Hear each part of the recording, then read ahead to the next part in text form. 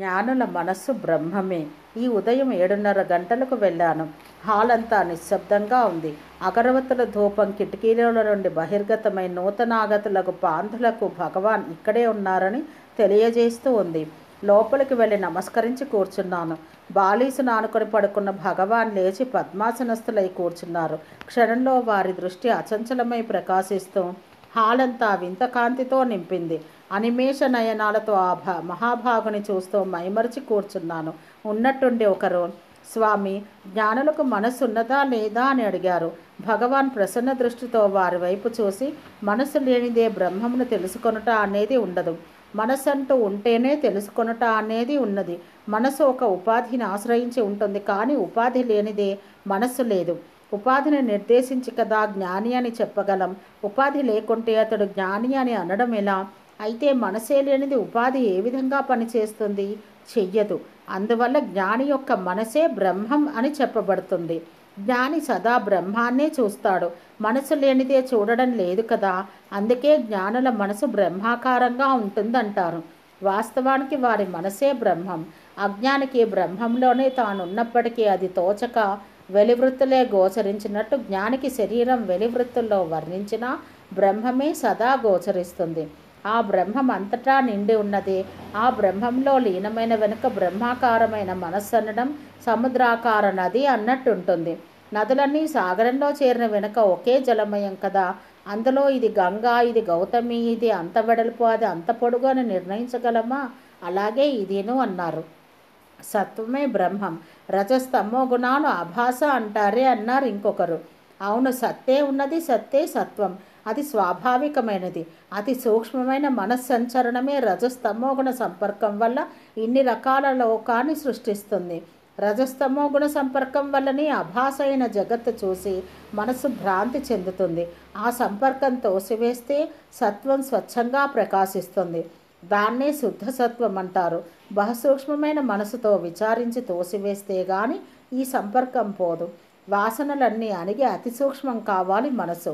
సూక్ష్మాతి సూక్ష్మం అన్నమాట. అనోరణీయాన్ అన్నారు. అణువుకు అణువుగా కావాలి. అణువుకు అణువై అణిగితే మహతో మహీయాన్, మహత్తుకు మహత్తుగా లేస్తుందట తానే. అది చూడడమో పొందడమో ఏదో అనుకోండి. ఏమనుకున్నా సరే నిద్రపోతామో. మనసు సర్వవృత్తులతో హృదయమందు అణుగుతుంది. అప్పుడేం కనబడుతుంది? ఏమీ లేదు. అందువల్ల మనస్సు అణిగినందువల్ల లేస్తాము. ఆ లేచిందే మనస్సు, సత్తు, బ్రహ్మము. ఆ లేచిన మనసు గుణాలతో కూడిన వెంటనే సమస్తం తోస్తుంది. ఆ గుణ వికారాలు తోసివేస్తే అహమహమని తానుగా ప్రకాశిస్తూ సర్వత్రా బ్రహ్మమే గోచరిస్తుంది. అప్పుడంతా తన్మయంగా గోచరిస్తుంది.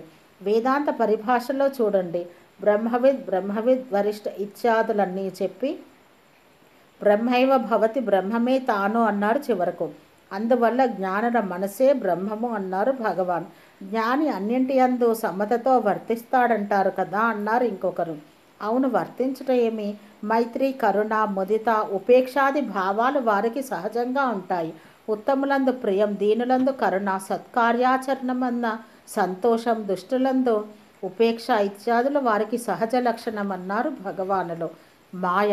ఈ మధ్యాహ్నం 3 గంటలకు నిన్న ప్రశ్నించిన వారే మాయను గురించి ప్రశ్నిస్తూ, స్వామి, మనసుకు అభాసగా తోచే గుణ వికారాలన్నీ మాయన్న మాటే కదా. ఆ వికారాలన్నీ తోసివేస్తే మాయ లేకుండా పోతుందా అన్నారు. తాను వేరు, ఈశ్వరుడు వేరు అనే భావం ఉన్నంతకాలం మాయ మాయగానే తోస్తుంది. ఆ మాయను తోసిపుచ్చి తానే ఈశ్వరుడిని తెలుసుకున్నప్పుడు మాయ తనకన్నా భిన్నం కాదని గ్రహిస్తాడు. మాయ లేకుండా ఈశ్వరుడున్నాడు, కానీ ఈశ్వరుడు లేక మాయ లేదు అన్నారు భగవాన్. అంటే ఇప్పుడు మాయ శుద్ధ మాయగా మారుతుందన్నమాట, అంతే కదా అన్నారు ఆ పృచ్ఛకులు. అవును, అలాగే చెప్పవలసి వస్తుంది. తాను ఒకడుంటే కదా ఈశ్వరుని తెలుసుకోవడం. మాయ లేనిది తాను లేడు. తానెవరో తెలుసుకుంటే మాయా దోషాలు తనకంటవు. శుద్ధ మాయ అనుకోండి, ఏమన్నా అనుకోండి, ఉన్న సమాచారం అది అన్నారు భగవాన్.